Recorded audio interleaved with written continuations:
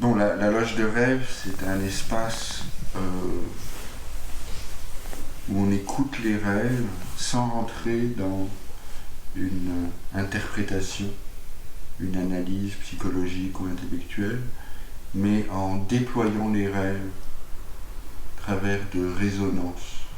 Chaque personne qui entend les rêves offrant sa résonance au niveau de l'intuition, du sentiment.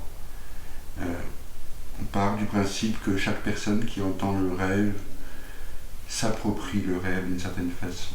Ça devient son rêve, et c'est à ce rêve-là qu'elle résonne, et offre un reflet du rêve à la personne qui a proposé le rêve. Un reflet dont cette personne fera ce qu'elle veut, et le but étant simplement que ça mette le rêve en mouvement à l'intérieur d'elle, que ça l'alimente.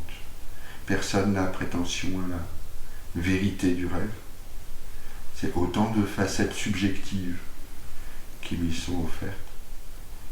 Et à partir de là, le rêve est déployé, c'est-à-dire qu'il est étendu, il révèle des aspects qui étaient assez généralement inconnus à la rêveuse ou au rêveur. Donc le principe de la loge de rêve, c'est qu'on travaille avec une pierre de rêve, qui est comme un bâton de parole.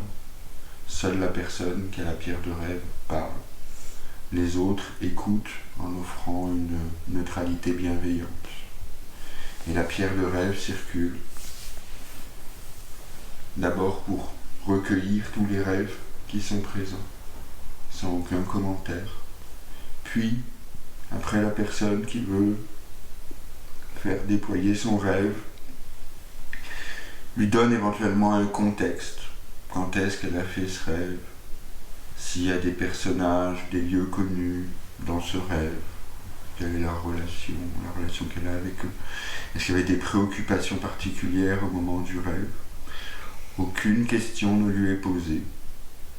Et elle redit le rêve une deuxième fois, ce qui permet d'avoir une deuxième écoute, de l'entendre plus en profondeur.